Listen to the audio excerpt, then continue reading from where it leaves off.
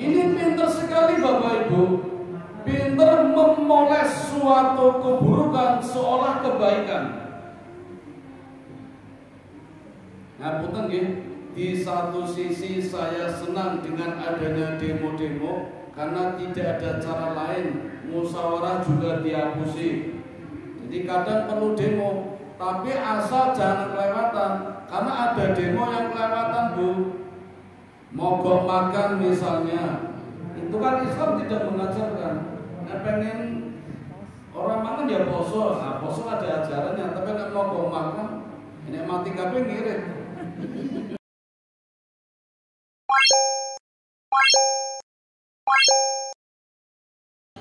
Lan alhamdulillah ugi Bapak Ibu-ibu dumugi santen nika tasih paringi nikmat iman, nikmat Islam, nikmat kesehatan, nikmat kesempatan saengga saged anggrawi pengaosan menjelang buka puasa wonten ing Masjid Ar-Rahmat ingkang kita tresnani menika. Lan saderengipun pengaosan nika mangke dipun wingi monggo kita sareng-sareng maos basmalah kita dherekaken. Bismillahirrahmanirrahim. Dumateng Bapak Ustaz Fatudin Aziz Tegak kula sabaken sakabehipun. Semoga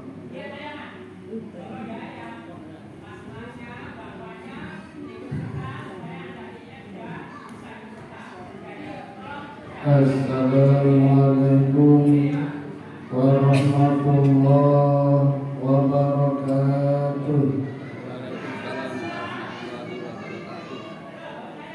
Alhamdulillah. Apa ini kan? Waktu nanti kamu.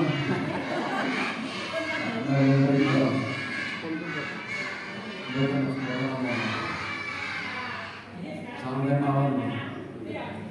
Assalamualaikum warahmatullahi wabarakatuh. Waalaikumsalam warahmatullahi wabarakatuh. Alhamdulillahi rabbil alamin. Wa bihi nasta'inu ala umuri dunya waddin. Wassalatu wassalamu ala ashrafil anbiya'i wal mursalin wa ala alihi wa sahbihi ajma'in. Amma ba'du. Ashhadu an la ilaha illallah wahdahu la syarika lah wa ashhadu anna Muhammadan abduhu wa rasuluhu la nabiyya ba'dah. Bapak Ibu, saudara, adik-adik jamaah Masjid Ar-Rahmat yang dirahmati Allah. Ini makin berbuat cantik. Masih sulit.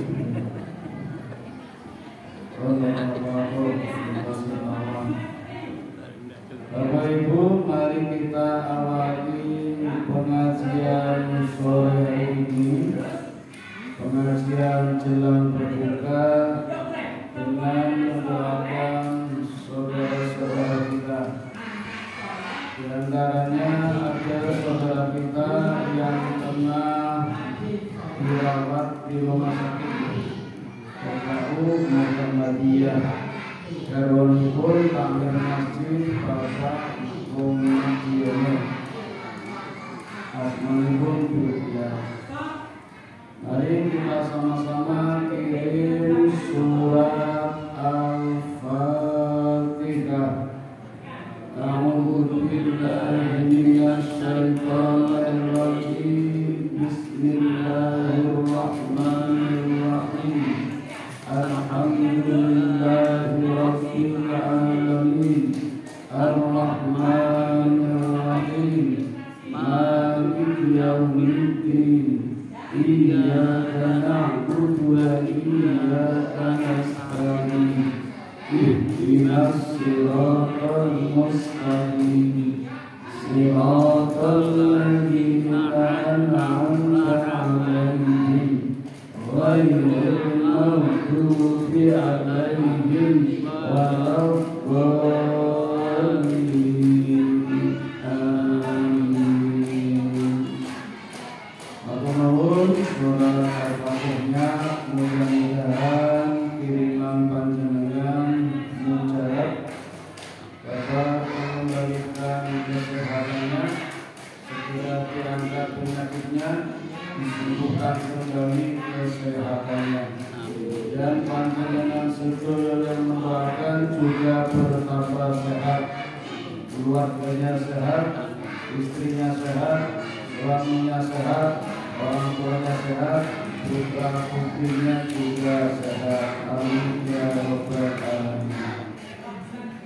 Bapak Ibu, sore hari ini saya akan melanjutkan materi beberapa waktu yang lalu, kalau tidak salah saat sholat tarawih. Saya menyampaikan tentang khawarikul adah. Khawarikul adah itu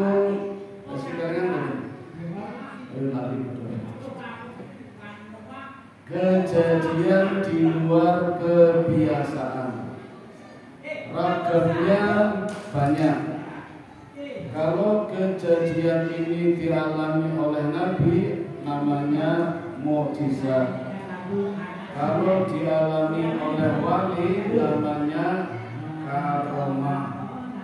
Kalau yang dialami oleh orang-orang alim, orang soleh, namanya makunah. Kalau dialami oleh anak-anak kecil, adik-adik yang TPA, itu namanya irhas. Kalau dialami oleh orang-orang biasa seperti kita, biasanya namanya keajaiban. Tetapi kalau dialami oleh orang-orang jahat yang buruk perangannya, itu namanya bukan keajaiban, tapi keanehan.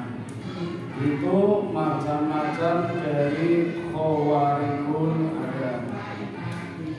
Di kuliah tarawih kemarin saya sudah menyampaikan yang pertama, walaupun belum tuntas, yaitu tentang mukjizat.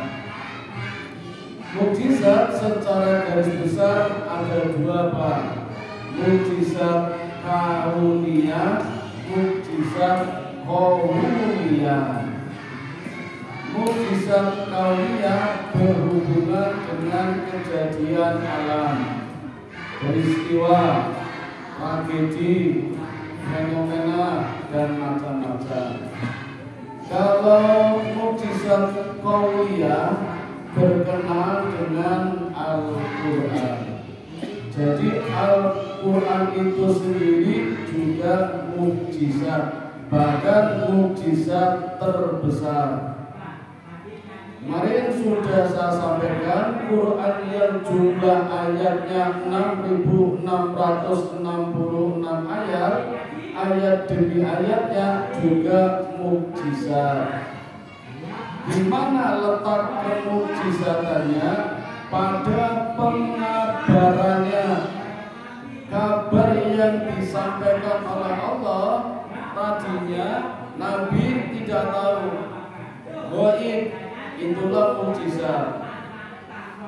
Nabi belum bisa baca, Pak, belum bisa nulis, buta huruf, tapi bisa memberikan kabar lewat ayat-ayat Quran sehingga baris itu Gusti Allah, itulah mukjizat. Termasuk ayat 183 surat Al-Baqarah, surat yang kedua, tentang diwajibkannya kita menunaikan ibadah puasa. Ayat ini juga ayat mukjizat, Bapak Ibu. Hadirnya ayat ini yang Allah turunkan kepada Nabi Muhammad yang sekarang sampai pada kita mukjizat. Nabi tidak tahu, Bang. Nabi hanya berharap, Nabi hanya rindu akan amalan puasa yang berbeda dengan orang-orang Yahudi. Karena sebelumnya Nabi ibadah puasanya ikut-ikutan orang Yahudi. Yang diikuti boten trimo, Bang. Malah ngecek, menghina, mengolok-olok. Tiap hari Nabi itu diejek oleh orang-orang Yahudi. Tiap hari orang Yahudi bunga-bunga teriak-teriak menyebarkan hoak.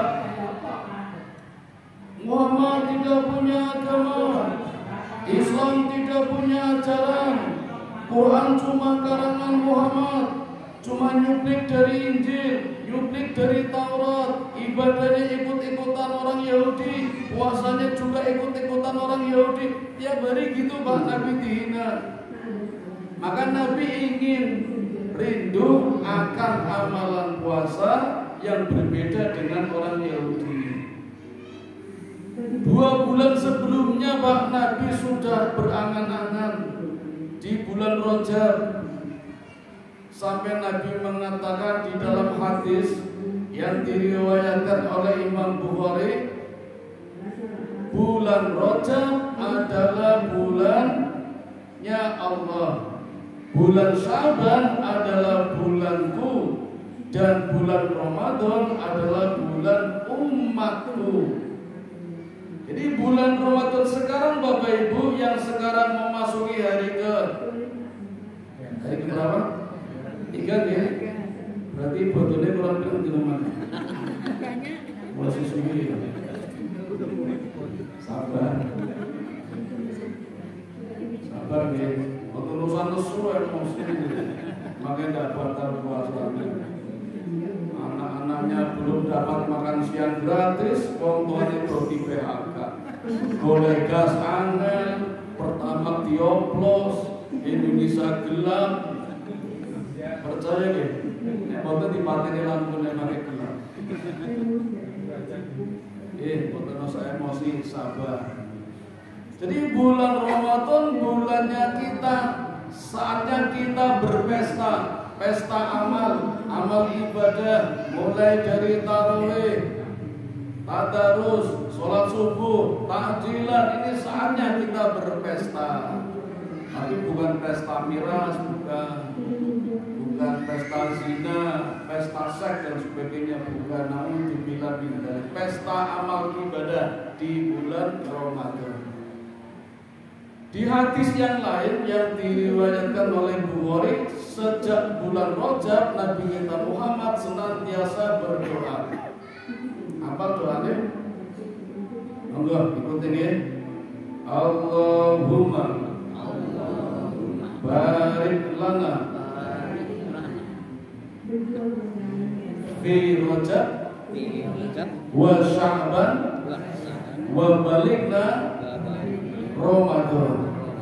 Ya Allah, berkailah kami di bulan Rajab dan Sya'ban, dan sampaikanlah kami di bulan Ramadan. Dan sekarang kita sudah sampai di bulan Ramadan, berarti doanya dikabulkan. Alhamdulillah. Maka Bapak Ibu, dengan turunnya ayat ini, surat Al-Baqarah ayat 183, kenapa ya? Ya ayyuhalladzina amanu kutiba alaikumusiyam kama kutiba alal ladzina min qablikum la'allakum tattaqun. Wahai orang-orang yang beriman, diwajibkan atasmu berpuasa sebagaimana orang-orang terdahulu, umat-umat yang lalu juga diwajibkan berpuasa agar menjadi orang yang bertakwa. Sejak ayat ini turun Bapak Ibu, Nabi puasanya berbeda dengan orang-orang Yahudi. Orang Yahudi geger, gempar bu, kok kok saiki orang melu-melu aku duwe acara dhewe. Masalah ini ngecek-ngecek. Maka esok harinya di hadapan para sahabat, Nabi juga mengatakan, wahai sahabatku, wahai saudaraku, wahai umatku, asyamu junnah. Puasa kita hebat, puasa kita istimewa, puasa kita luar biasa, tidak seperti orang-orang Yahudi. Asyamu junnah. Puasa kita perisai yang mampu membentengi dari perkara-perkara maksiat yang buruk. Dengan puasa kita mampu menghalau, mengusir, mencegah perbuatan-perbuatan jelek. Dengan berpuasa mau mencuri, ora sido, lagi boso. Lagi berpuasa mau minum minuman keras, ora sido, lagi puasa. Di siang hari nasi yang kita masak halal boten? Halal, masak-masak dhewe enak, melih, tapi ditahan nunggu sampai maghrib. Ada es teh jumbo, ada es mulut ada kolak, ngelak, segar. Kita beli pakai uang sendiri, halal boten? Tapi ditahan sampai maghrib. Garwane jenengan Pak kata ayu banget, halal deh, tapi ditahan nunggu nanti rawe musuh maghrib. Susu mariban dulu buka pakai baterai tenusan susu. Itu amalan Ramadan yang mampu menjadi benteng amalan-amalan yang lain. Bahkan ketika kita marah pun gak jadi marah, takut batal karena puasa. Sampai kita dimarahi pun terima menang, rasa lawan dan malah batal. Itulah perisai asyamu junnah. Gimana nyanyi betul ini? Harap berlagi ya. Ini kalau gila tulis semua ini. Akan mendiwal. Asyamu junnah. Lebih hebat lagi Bapak Ibu, asyamu junnah mampu melawan kekuatan jinnah. Apa itu jinnah? Bangsa jin yang siap membatalkan puasa-puasa kita, yang siap menggoda kita, menjerumuskan kita agar kita tidak berpuasa, itu namanya jinnah. Maka dengan junnah kita bisa menghalau kekuatan jinnah. Kalau nanti kita bisa mengalahkan jinnah, apa yang kita dapatkan? Jannah, surga. Jadi ada junnah, ada jinnah, ada jannah. Junnah adalah perisai kita, puasa kita, yang dengan junnah, yang dengan perisai mampu mengalahkan jinnah. Dan nanti kalau jinnah kalah, kita bisa mendapatkan jannah. Tapi sulit Bapak Ibu. Yang namanya jinnah itu sulit karena tidak kelihatan. Ibarat kita berkelahi dengan makhluk yang tidak kelihatan, sebelum bertarung kita sudah kalah sahabat. Oh kita nggak lihat, kita mukul long karena nggak lihat. Maka untuk bisa mengalahkannya perlu strategi, perlu tahu bagaimana mereka bisa melawan kita, bisa menggoda kita, caranya bagaimana. Kita pun harus tahu dari mana mereka bergerak mulai menggoda kita. Nah, jin-jin itu Bapak Ibu jumlahnya banyak. Di dalam buku Talbis Setan, Tipu Daya Setan, disebutkan bahwa setan punya pasukan namanya jin, dan jin punya pasukan.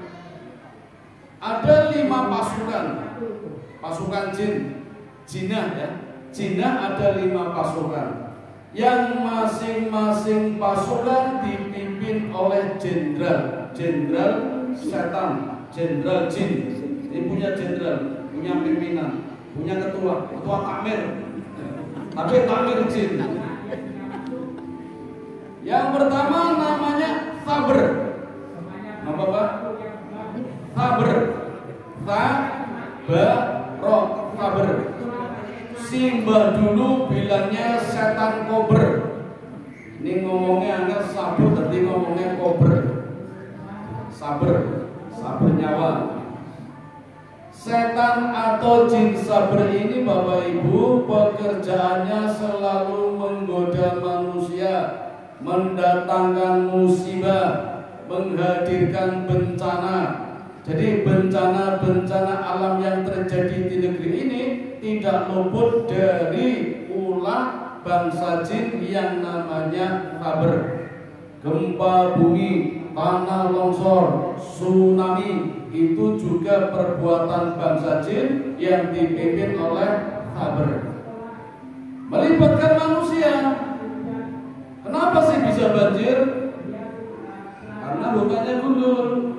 Siapa yang menggunduli? Orang-orang kaya, tapi masih kurang duit terus korupsi, hutannya dibabat, dijual ke luar negeri. Yang miskin tambah miskin, nggak punya apa-apa. Yang kaya tambah kaya, ini kurang terus. Nah itu juga bujuk rayu dari bangsa jin yang dipimpin oleh saber.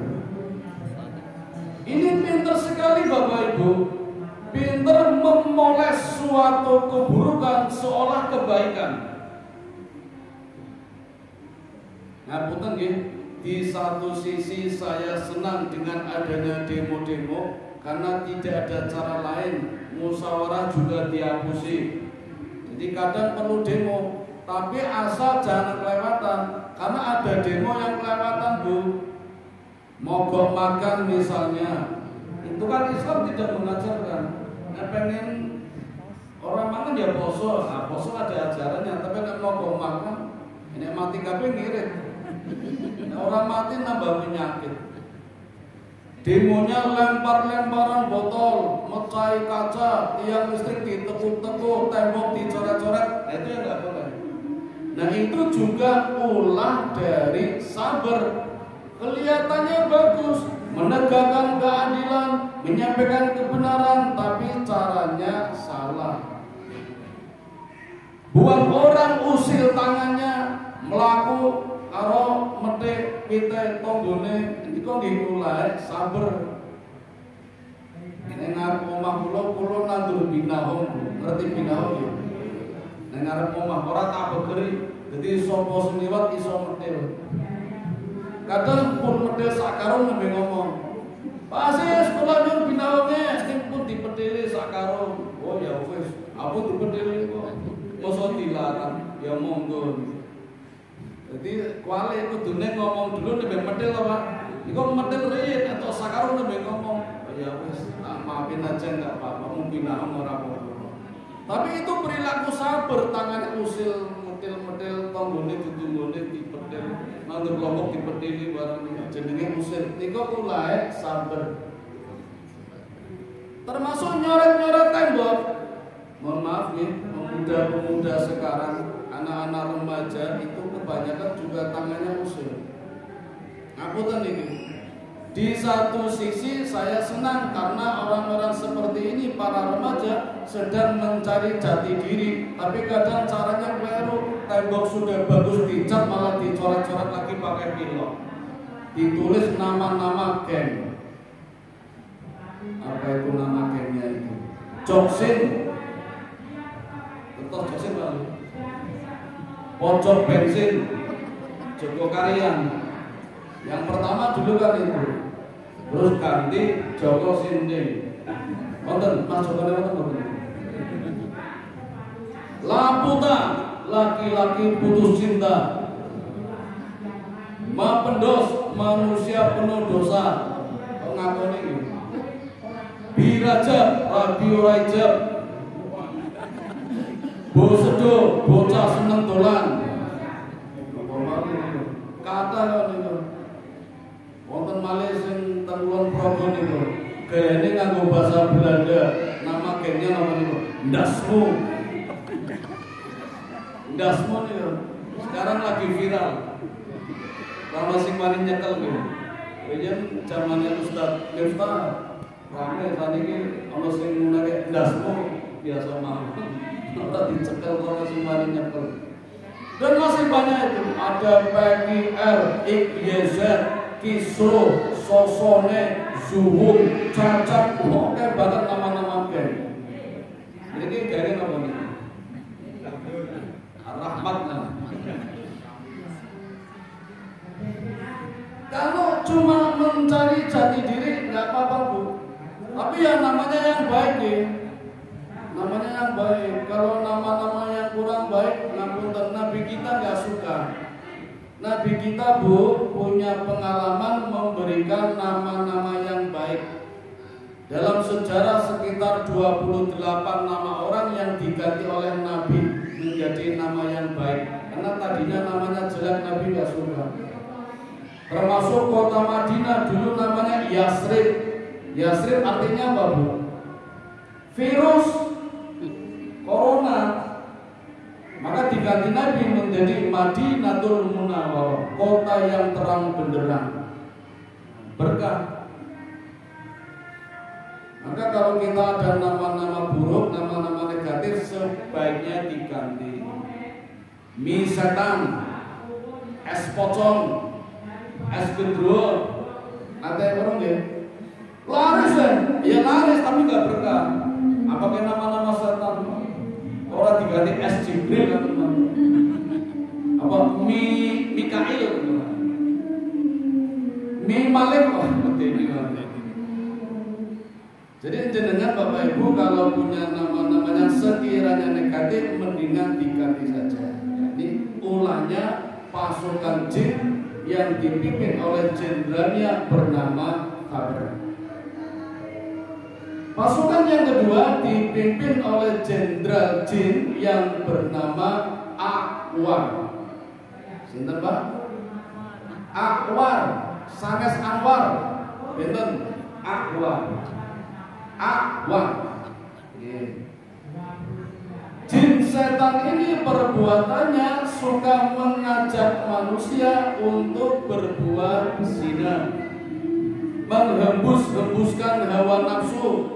Yang perempuan disebul-sebul biar naksir laki-laki, yang laki-laki disebul-sebul nafsunya biar naksir yang perempuan, sehingga nanti terjadilah perbuatan zina. Ini pekerjaan apa?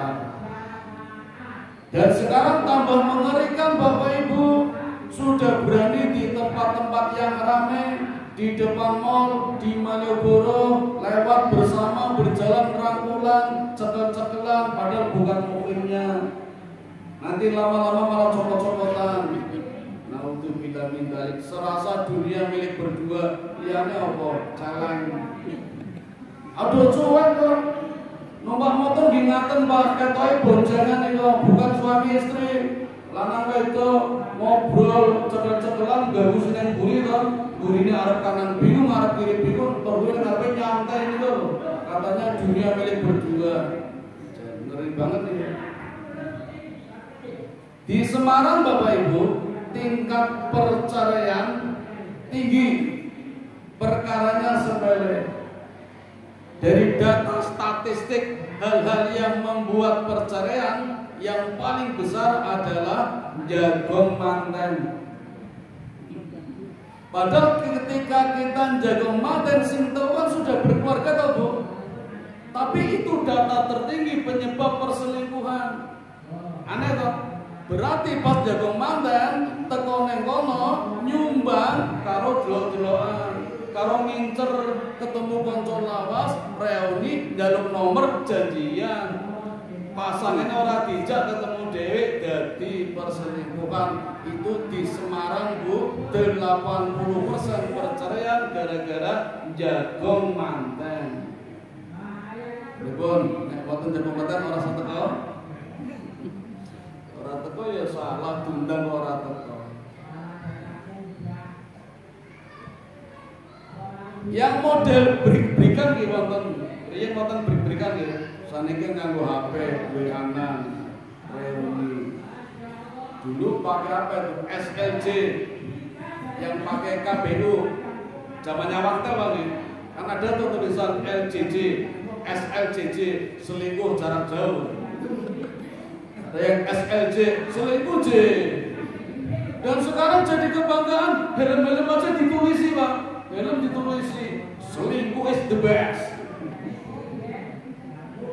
Ada yang buat singkatan selingkuh, selingan indah keluarga utuh. Gaya nih, gaya bubar Pak. Jangan dikira. Nah itu bujuk rayu pimpinan setan atau jin, namanya akhwat. Hati-hati nggih. Siapa saja menjadi sasaran, Nabi saja pernah menjadi sasaran, pernah menjadi bujuk rayu yang namanya akhwat. Peristiwanya disebut hadisul ifki. Ifak itu fitnah besar yang melanda keluarga Nabi. Aisyah dituduh selingkuh dengan sahabat Nabi yang mulia bernama Sofwan bin Mu'attal. Na'udzubillah min dzalik. Mudah-mudahan tidak terjadi pada diri kita. Pasukan setan yang ketiga dipimpin oleh jenderalnya bernama Miswar. Sinten Bu? Miswar. Terima kasih Bapak. Jenengan pundi Bu? Iki tadi. Kalau biasanya kopi Mas. Kopi mik. Ini dibungkus makin. Ora guyono. Ini dibungkus ora apa-apa, anake motor. Miswat Bapak Ibu, pekerjaannya menggoda manusia agar berukara kata jelek, berkata buruk, ngomong yang tidak perlu. Ini bujuk rayu setan bernama Miswat. Allah berfirman di dalam Al-Quran surah Luqman, maka dibuka di ayat 19 atau ayat 21. A'udzu billahi minasyaitonir rajim. Waqsid fi masjika waqdud min sautika innal ankaral aswati law sautul hamir. Sederhanalah kamu di dalam berjalan. Waqdud min sautika, lunakanlah suaramu. Suara kita harus dilunakan. Apa enggak boleh keras? Boleh. Malah kalau bisik-bisik nggak boleh. Tapi jangan keras-keras, lunakan. Maksudnya ucapan-ucapan kita jangan menyakitkan orang lain. Ketoke si bagus, ganteng nek ngomong dilekit. Ketoke si ayu, manis, murah senyum, bahasa ngomong pedes. Ditakoni jawabane judes. Aja temuti yuk, nek arep. Sekolah buri. Lumayan di orang agama. Niko bener, niko orang bener, dilekit gitu. Kayak sih, ayu betul bagus gitu. Niko di suara-suara Miswat, suara buruk. Innal angkara aswatil la sautul hamir. Sesungguhnya sejelek-jelek suara adalah suara himar. Mahuwa himar? Keledai. Keledai itu binatang yang paling buruk suaranya. Orang yang buruk suaranya diumpamakan seperti keledai. Maka lunakan suaramu agar tidak buruk seperti keledai. Nah sekarang suara-suara apa yang buruk? Banyak Bapak Ibu. Tulis nggih. Rasani, hibah, namimah, maido, misui, mincu-mincu, membicarakan kejelekan orang lain, termasuk berbisik berdua ketika bertiga. Nah ini yang jarang terhindar ini. Berbisik berdua ketika bertiga, saka ngomong mangkat ngaji wong telu jejer bareng, nek sing dijak ngomong jejere siji ora dijak ngomong, itu juga suara khimar, enggak boleh. Nek ngejak ngomong dijak ngomong kabeh, nek meneng kabeh, ora mung salah siji. Itu namanya berbisik berdua ketika bertiga, itu juga tidak boleh. Kalau banyak gini, kadang nggih neng buri berbisik, saya maafkan nggak apa-apa. Kalau membatin paling ngalem aku. Kayak sini rawono. Misalnya ngerasanya ya apa-apa sudah tak maafkan. Tapi kalau bisa Bapak Ibu, ketika ada orang lain, penceramah lain bukan saya, boten pareng bisik-bisik. Kenapa? Menimbulkan curiga. Kenapa ya bisik-bisik? Rasanya aku nopo ya. Niku boten pareng Bapak Ibu. Apalagi sedang ada yang bicara. Ngapunten nggih, saya sering memberikan pelajaran kepada siswa saya. Kalau diterangkan dan ngomong dhewe ngapunten Bapak Ibu, itu tidak berkah. Saya beri rahasia Bapak Ibu. Rahasia keutamaan pengajian seperti ini nggih. Niku kata apa? Tapi jarang yang tahu yang ini, saya beritahu. Barang siapa di suatu kampung ada pengajian seperti ini misalnya, kemudian Allah hendak menurunkan rahmat, maka Allah akan menyegerakan rahmat itu. Jadi bisa jadi kampung ini rahmatnya turunnya nanti Pak, nanti malam, tetapi karena ada pengajian terus didahulukan, sekarang rahmat turun bercucuran, turun semua rahmat gara-gara ada pengajian. Dan apabila Allah hendak mendatangkan musibah di suatu kampung, tapi ternyata di kampung itu ada pengajian, Allah akan menunda musibah itu atau memindahkan ke kampung lain yang tidak ada pengajiannya. Bisa jadi Pak, mungkin kampung ini akan terjadi musibah, mungkin. Tetapi gara-gara ada pengajian, gak jadi, musibahnya ditunda entah kapan atau dipindah di kampung lain yang tidak ada pengajiannya. Jadi mestinya Bapak Ibu, orang-orang yang tidak ngaji, tombol-tombol yang jenengan kudune terima kasih kalian jenengan, berkat pengajian gak ada musibah. Ini kadang sing ngaji malah diajari. Ngopo ya? Yang masjid berat tajilan toh? Nah, sing iki berarti bener. Kulo wae nek teng masjid ki ana sing nyapa kok, Bu. Teng pundi, Pak? Masjid. Ngopo ngarit? Ya salat nang masjid to ngarit. Titip salam ya, coba Bu. Wis orang melu nang masjid mung nyapa titip salam. Ya nanti tak sampaikan. Kulo langsung wae sono. Ya tak sampaikan, Mas, salam balik. Saka sapa? Israel. Mergo disisa, titip salam ora penting, nek titip duit lho. Kok infak, titip salam wis biasa. Kita bersyukur Bapak Ibu ada pengajian. Maka saya prihatin kalau ada masjid yang pengajiannya bubar. Ngertos derek? Wonten masjid pengajiannya libur 3 bulan. Kalau libur 1 bulan aja mending, karena Ramadan deh diganti subuh, ganti tarawih, ganti takjilan. Tapi ini tidak diganti apa-apa dan liburnya 3 bulan. Kemarin sudah libur sebulan, ditambah Ramadan, ditambah Syawal, tidak ada pengajian. Nanti mulai lagi bulan Dzulqa'dah niku nek sido. Apa masalahnya? Masalahnya Bapak Ibu, ternyata waktu pengajian ada jamaah yang protes. Padahal ustadznya bagus, ceramahnya bagus, di dalam ceramahnya sering membawakan sholawatan, suaranya bagus, lagunya merdu, sholawatannya indah, jamaahnya banyak yang suka, seneng, memuji-muji sampai ketagihan. Terus di pertemuan kedua pengajiannya pakai sholawatan lagi, jamaah juga senang. Nah, masalah terjadi terjadi pada pertemuan yang ketiga, Ustadz ini masih memberikan ceramah dengan gaya sholawatan. Tetapi ada yang mulai tidak suka, protes. Protesnya tidak di pengajian tapi lewat WA. Sampai-sampai mendoakan semoga di pengajian berikutnya tidak ada sholawatan.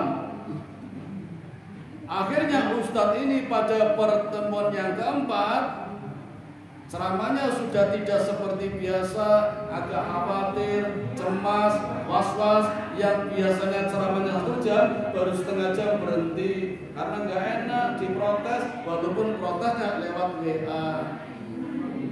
Terus pengajiannya diliburkan 3 bulan. Nah, kalau terjadi seperti ini Bapak Ibu, jenengan bela pundi, bela ustadz, nopo bela jamaah sing protes. Bingung ya? Sama sekolah sing ceramah. Yang ceramah itu ustadz dari Cangkringan. Mohon maaf tidak saya sebut namanya. Cangkringan, Pak. Sampai-sampai panitianya minta maaf dengan kerendahan hati. Mohon maaf, kami cuma bisa nyamoni ngamplopi 200.000. Belum diceritani, jadi lo ngerti. Bapak Ibu, Cangkringan atau mboten? Tapi nggih, gelem-geleme ngisi teng Jogja Selatan berarti kan hebat to Ustaznya. Hebat to Ustaznya. Aduh gelem teko, apalagi takmirnya cuma ngamplopi 200, minta maaf. Kudune kan kuwe nggih. Niku sing cerita kanca kula teng masjid Jogja Selatan, ning arama kula mboten cerita. Karena enggak pernah tabukan. Enggak usah khawatir Bapak Ibu, enggak usah malu, saya enggak pernah buka amplop. Jadi saya terima langsung tak kasihkan lagi. Saya masukkan kotak, silakan yang ngambil siapa. Jadi orang saya isin, orang kondangan jenengan kosong ya orang orang. Orang tak buka. Kalau mau diceritani Ustadz sing Cangkringan iki amplopnya 200. Berarti kan hebat sudah Cangkringan. Tapi zamannya protes. Padahal Bapak Ibu zamannya nggak pernah ngaji. Pengajian nggak pernah datang, tapi ada di grup terus protes. Wah itu minta saran saya, ya saya bilang jalan terus pengajian. Nek mandek senengan saya tanya guyu-guyu mangke. Cengenges sampe jine niku. Orang tau melu ngaji kok protes, mergo ono ning grup WA nek cara lu tak tau nang WA mau ora tau mangkat kok. Ngeributi nganti pengajian mandek. Itu kalau sudah seperti itu Pak, kampungnya siap-siap ada musibah itu. Ada pengajian, maka panjenengan sedaya bersyukur ada pengajian mampu menghalau musibah-musibah dan mampu menghadirkan rahmat, barokah, anugerah, inayah, karunia. Kalau ada syaratnya Bapak Ibu, syaratnya pengajiannya fokus. Yang bicara gantian, saatnya penceramah. Nanti kalau sudah selesai, kalau diberi waktu, monggo kalau ada yang bertanya atau nanti ada ramah tamah sambil takjilan kali ngendiko, monggo. Itu yang sering saya sampaikan kepada murid-murid saya. Nah, kalau guru sedang menerangkan, dengarkan, simak, apa dicatat, apa direkam, orang ngomong dewe karo koncone. Karena Bapak Ibu kalau bicara sendiri dengan temannya, nanti rahmat tidak jadi turun, anugerah pergi lagi, hidayah pun bubar, maka majelisnya bukan lagi menjadi majelis ilmu, tapi menjadi majelis setan. Na'udzubillah min dzalik. Karena rahmat gak jadi turun. Jangankan seperti ini Bapak Ibu, yang namanya yasinan deh, tahlilan deh, lo kan gendara Pak. Ngapunten iki, harusnya ketika membaca la ilaha illallah, la ilaha illallah, tidak ada Tuhan selain Allah, yang mantap, yang fasih. Tapi apa yang terjadi? Biasanya do cepet-cepetan. Tadinya lengkap la ilaha illallah Muhammadur Rasulullah, hitungan 40 mulai berkurang. 1 saut-sautan la ilaha illallah, la ilaha illallah, la ilaha illallah.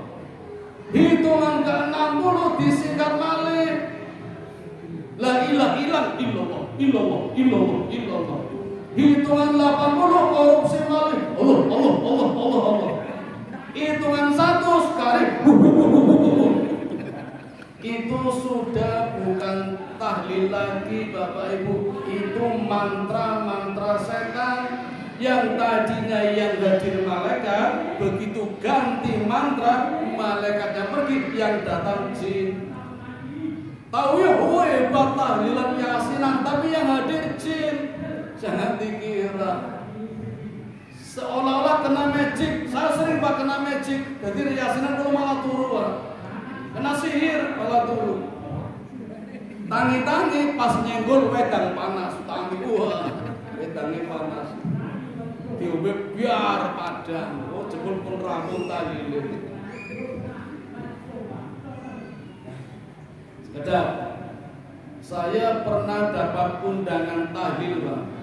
Sekali seumur hidup, namanya tahlil Mali Kutub. Nate minum? Belum ya? Tadinya saya juga nggak tahu. Tapi dari omongan para peserta tahlil, saya tangkap dengan telinga saya, bilangnya tahlil Mali Kutub. Tahlilnya jam 12 malam Pak. Mali Kutub dari kata wali, jadi yang hadir perwalian dari 4 kutub. Keren banget.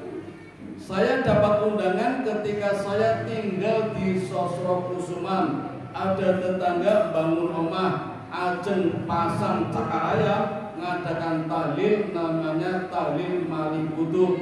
Ngundang wali-wali dari utara, dari barat, dari selatan, dari timur, dari pondok-pondok pesantren. Ada pondok pesantren Pelangi, ada pondok pesantren Darul Hikmah. Itu diambil wali-walinya, jago-jago tahlil Pak.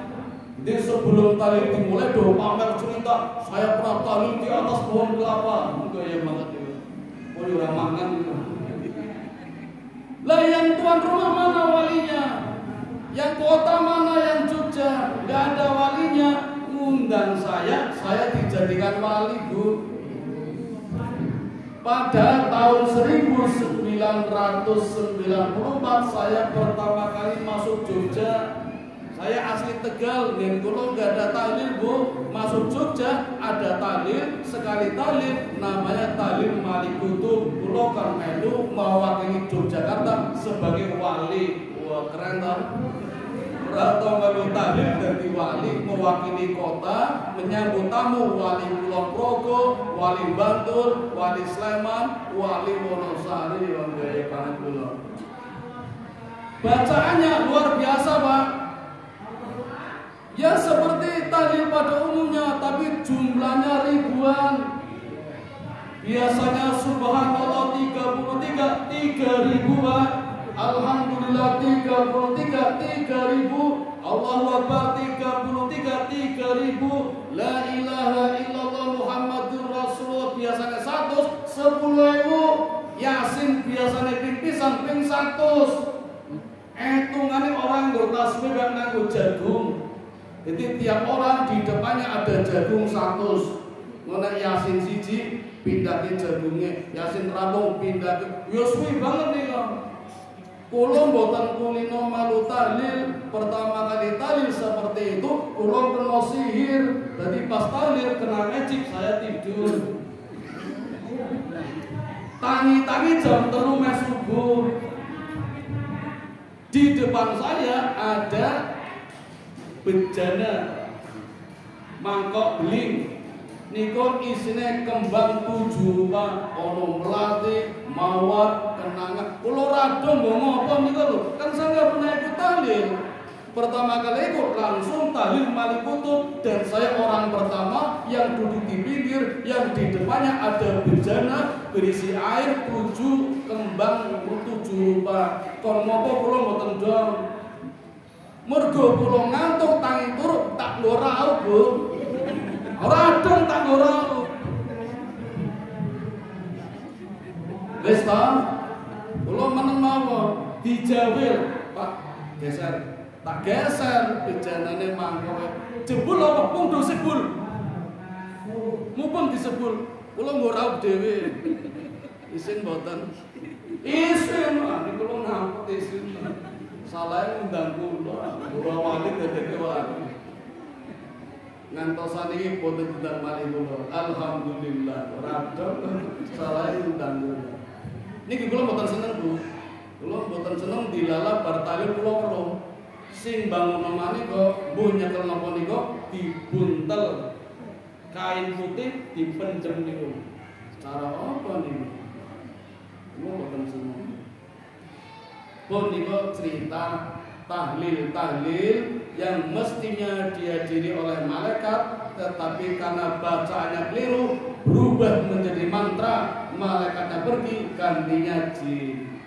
Saya tidak ingin Bapak Ibu takjilan seperti ini, tetap yang hadir malaikat 70.000 malaikat hadir di atas jenengan. Ketika boten ya, alhamdulillah ketika lo di kabeh mangke. Jenengan takjil ora komandan. Di calon malaikat kabeh, untungnya ora ketok malaikat ora doyan. Jangan sampai yang hadir jin, jangan sampai yang hadir setan. Tapi bisa nggak jin hadir, setan hadir? Bisa, hanya tena ono sing ngomong dhewe. Ngomong karo kancane. Rasane jenengan lho, Pak. Ya kula ora kok. Jenengan dirasani lho, Pak. Oh, bagus banget ya. Ngaten nggih. Nah, itu juga termasuk suara himar, suara keledai. Himar itu keledai. Imam Ghazali mengatakan, perbuatan yang paling aku takuti adalah dosa besar. Bagian dari dosa besar adalah dosa kecil. Contoh dari dosa kecil adalah sombong. Contoh sombong adalah orang yang berbicara ketika ada orang berbicara. Itu urutannya. Saya kita balik. Orang yang bicara ketika ada orang bicara itu disebut sombong. Kenapa? Karena tidak menghargai orang lain. Yang tidak menghargai orang lain berarti berbuat dosa kecil. Dosa kecil bagian dari dosa besar yang namanya syirik. Urutannya itu menurut Imam Ghazali. Nah, perbuatan seperti ini tidak lepas dari bujuk rayu setan bernama miswak. Yang ketiga, kasih kali nih. Waduh racun. Imam Malik. Saya tekanin ya. Yang keempat, pimpinan setan ini bernama Dasim. Ada yang sama namanya? Dasim. Dasim itu pekerjaannya menyulut kemarahan, membuat orang itu marah, emosi. Siapa saja menjadi target sasaran, laki-laki, perempuan, bapak, ibu, guru, orang tua, bapak, ibu, kakak, adik, semuanya menjadi sasaran Dasim agar mudah marah. Maka hati-hati Bapak Ibu. Saya yang guru sudah punya pengalaman 30 tahun lebih aja. Kadang kalau nggak hati-hati bisa marah Pak, gara-gara murid-murid saya tidak pada mengerjakan PR. Orang do ngarap tugas, diterangke do ceklan HP, do ML, Mobile Legend ngertos nggih. Saya prihatin, keke ngerti boten sing Mobile Legend Bapak Ibu, aku kan ngeri nih. Tolong yang belum tahu saya kasih tahu nih. Itu kan pakai bahasa asing. Tahu artinya betul? Itu artinya yang bahasa-bahasa seperti itu ajaran ateis. Ajaran mengajarkan agar tidak bertuhan, Tuhan dibunuh, Tuhan disembelih. Nggak sadar, nggak tahu. Nanti bunga-bunga kan bisa bermain 4 orang tuh Pak. Jarak jauh juga bisa. Bunga-bunga ngopo terus keluar bahasa-bahasa binatang. Kebun binatang keluar semua itu. Ndak semua barang yang mungkin menake kontrolnya. Sekarang kayak gitu Bu dilombakan coba. Ning sekolah kula dilombakan itu. Kelas meeting, lomba ML. Nah, jadi sopan itu loh. Apa gurune ya orang ngerti dihapusin muridnya itu. Ngeri ini loh. Ngapunten nggih. Saya terus terang bukan setuju. Kalau boten tinggal apa mau pensiun. 2 tahun lagi pensiun. Kadang kita terpancing emosi. Kalau kita nggak boleh emosi, yang emosi malah muridnya. Kelas 12 kan ketika SMA loh Bu. Ujian praktek agama, hafalan Quran, surat Anas Al-Falaq boten hafal, mosok ora nesu. Kebangetan toh. Wingi-wingi ngopo niku lho. Kok saiki age ngapalke Anas Al-Falaq, 3 tahun ngopo teng sekolah niku lho. Nyatane puisi bahasa Inggris yo hafal, lagu-lagu bahasa Inggris yo hafal, campur sari yo hafal, campur saru yo hafal. Lho Al-Falaq Anas kok ora hafal 3 tahun ngopo niku lho. Niku murid kula, Bu. Apa ora mangkel kula? Ini kula ngambat, ambat aja nganti plak-plak. Misake nggih, ya wis tak ladeni Anas Al-Falaq tak ladeni. Sing kebangetan nggih wonten malih, Bu. Al-Kautsar. 3 ayat mosok ora hafal. Kan pahit-pahite kelas 1 ngapal ayat pertama setahun. Inna a'tainakal kautsar setahun. Inna a'tainakal kautsar. Mosok ora hafal. Muga kelas loro fasholli li rabbika wanhar setahun mosok ora hafal. Muga kelas 3 ada yang ketiga mosok ora hafal. Al-Kautsar 3 ayat bukan hafal coba Pak. Apa ora mangkel? Ini kita ampet kula. Nah, makanya plak-plak dadi masalah. Setane manas-manas ayo kaplong ojo. Sambung nggih? Nggih, mengatakan aja nggih, insyaallah di pertemuan berikutnya dilanjutkan. 2 pasukan setan belum saya sampaikan secara tuntas. Saya kasih bocoran yang kelima itu namanya Zat Nabur. Nah, ini ada di dalam buku Talbis Setan. Buku lama, buku yang baru kabarnya 5 ini sudah punya keturunan menjadi 15 pasukan. Nah, kata Bapak yang dapat kami sampaikan, mari kita buka bersama.